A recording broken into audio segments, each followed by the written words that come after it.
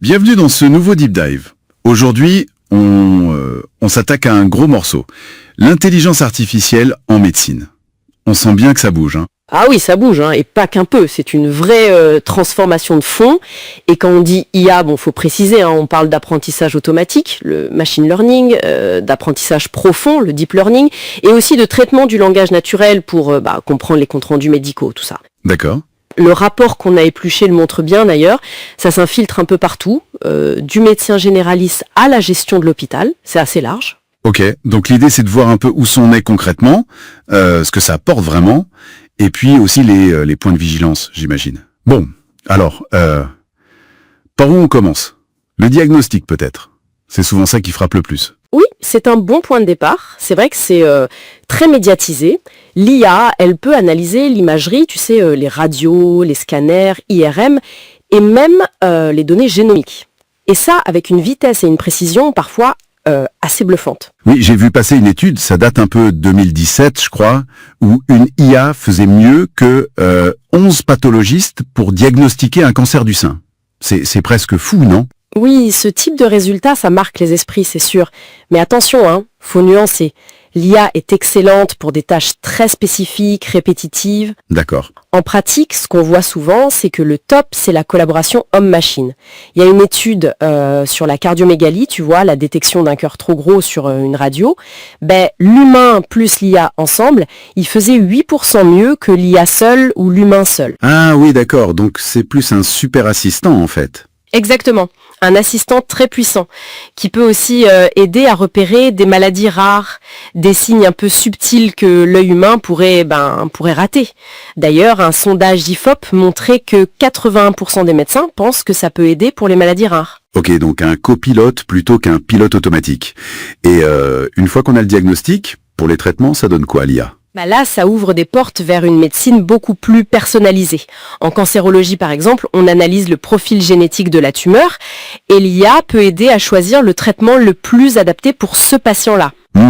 Et puis il y a la chirurgie. L'IA aide à planifier les opérations avec des modèles 3D hyper précis de la zone. Ah oui. Oui, et même pendant l'opération, certains robots assistés par IA offrent une précision millimétrique ou aident le chirurgien à naviguer. Et n'oublions pas la découverte de médicaments. Ah, ça aussi. Ah oui, c'est spectaculaire.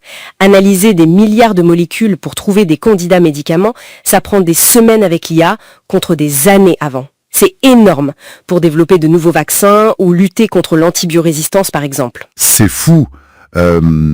Ok, donc diagnostic, traitement personnalisé, recherche, mais et l'organisation générale, la paperasse, la gestion de l'hôpital, tout ça, l'IA peut aider là-dedans aussi. Absolument. Et c'est peut-être là où les gains sont les plus immédiats pour les soignants. Il y a des outils, des scribes IA, comme DoraScribe par exemple. Des scribes IA. Oui, ça transcrit automatiquement la conversation médecin-patient. Ça peut faire gagner 2 ou 3 heures par jour au médecin. Du temps en moins sur l'administratif, c'est du temps en plus pour le patient. Ah ouais, pas mal. Et à l'échelle de l'hôpital, l'IA aide à optimiser plein de trucs. Prédire combien de monde va arriver aux urgences pour ajuster les équipes, mieux gérer les lits, planifier les ressources, même gérer les stocks de médicaments pour éviter les pénuries, avec des systèmes comme Demand et M+.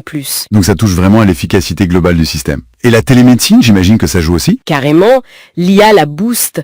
Des chatbots peuvent faire une première évaluation des symptômes, guider les gens. Et puis, avec les objets connectés qui suivent les patients à distance, l'IA analyse les données en continu et peut lancer une alerte si besoin. Ça améliore l'accès aux soins, potentiellement pour des milliards de personnes d'ici 2030. C'est énorme. On a vu aussi des systèmes comme Blue Dot qui ont repéré la Covid-19 très tôt en analysant les données de vol aérien, par exemple. Impressionnant. Bon, tout ça a l'air génial, mais j'imagine qu'il y a des défis, des trucs auxquels il faut faire gaffe. Ah oui, évidemment, c'est pas magique. Le premier gros point, c'est la confidentialité et la sécurité des données de santé. Elles sont hypersensibles. Oui. Faut des systèmes blindés contre les cyberattaques. On a vu ce qui s'est passé à l'hôpital de Cannes, c'est un vrai risque. Et puis il y a le droit à l'oubli, c'est complexe. Ensuite, il y a le risque de biais dans les algorithmes. Si les données utilisées pour entraîner l'IA sont pas représentatives de toute la population, par exemple, si certains groupes sont sous-représentés dans les études génomiques, l'IA peut reproduire, voire amplifier ces inégalités. Ah oui, c'est un vrai problème ça. Tout à fait. Et puis, il y a ce qu'on appelle le problème de la boîte noire.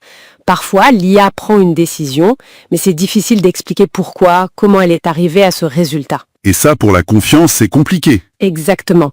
Pour la confiance des médecins, des patients, et aussi pour la responsabilité. Qui est responsable si l'IA se trompe? Pour l'instant, ça reste l'humain. D'accord. Donc, données, biais, explicabilité. D'autres choses. Oui, la qualité des données elle-même, le fameux garbage in, garbage out. Si les données sont nulles au départ, le résultat sera nul. Il faut des données fiables, bien structurées, représentatives. C'est un énorme chantier. J'imagine. Et puis, il faut que les professionnels acceptent ces outils, qu'ils soient formés, que les patients aient confiance aussi. Ça demande d'adapter les compétences médicales, peut-être moins sur la mémorisation pure, plus sur l'empathie, l'éthique, le jugement critique face à l'outil. Et le cadre légal dans tout ça? Il se met en place doucement. L'Europe a son règlement sur l'IA qui classe les IA médicales comme à haut risque, donc avec des règles très strictes. La France a aussi sa stratégie nationale.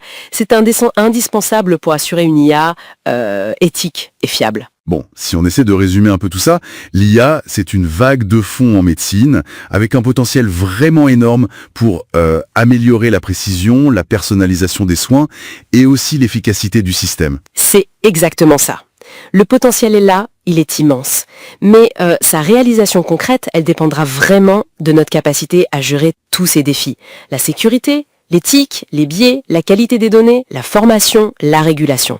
C'est sur ces bases qu'on pourra construire la confiance qui est absolument clé. C'est clair. Et peut-être pour finir, une petite question pour laisser réfléchir nos auditeurs.